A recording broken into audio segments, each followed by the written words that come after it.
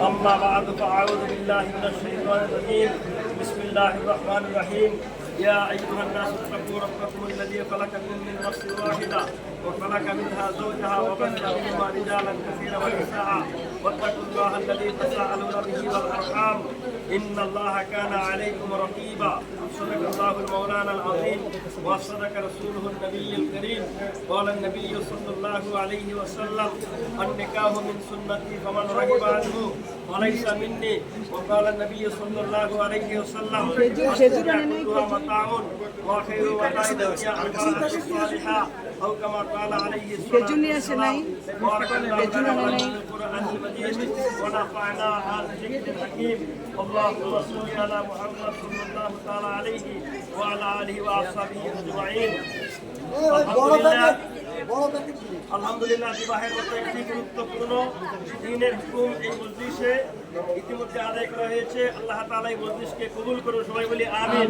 আমিন। এই মুহূর্তে আজকের এই মজলিসের যে কন্যা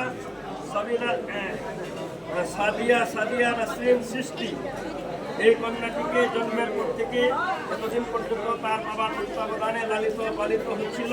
তার সমস্ত ইজ্জত আবরু ভরণ পোষণের দায়িত্ব তার বাবার ছিল। আজকের থেকে এই মুহূর্তে বিবাহ সম্পাদন করার পর থেকে জনাব মঈনুল ইসলাম সাকিব সাহেবের হাতে তাকে সুপর্দ করা হলো। আল্লাহর দ্বীনের হুকুম অনুযায়ী তার সমস্ত ভরণ পোষণ কর্তা পুষিতা ইজ্জত আবরু সব কিছুর দায়িত্ব আপনাকে ন্যস্ত করা হলো। আপনি যথাযথভাবে আল্লাহর বিধান অনুযায়ী এই দায়িত্ব পালন করার চেষ্টা করবেন ইনশাআল্লাহ। আমরা দোয়া করবো আল্লাহ তাআলা আপনাকে এই দায়িত্ব পালন করার তৌফিক দান করুন, আমিন। আল্লাহুম্মা আমিন।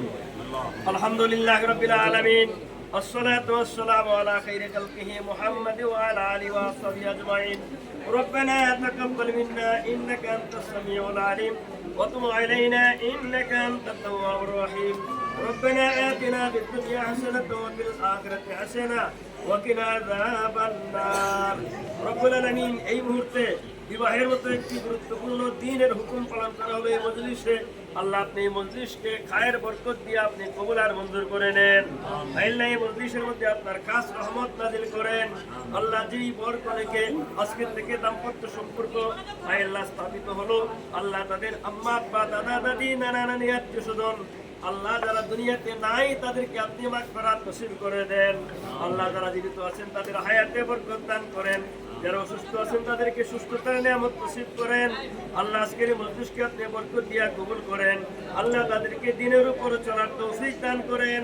আল্লাহ দ্বীনের সমস্ত হুকুম আহকাম কর্তা পুশিদা হালাল হারাম মেনে চলার তৌফিক দান করেন। আল্লাহ তাদের থেকে আগত শুরুকে আল্লাহ আপনি দিনদার পরহেজগার মঙ্গলময় জীবনের অধিকারী বানান। সুবহানা রাব্বিকা রাব্বিল ইজ্জাতি আম্মা ইয়াসিফুন ওয়া সালামুন আলাল মুরসালিন ওয়ালহামদুলিল্লাহি রাব্বিল আলামিন।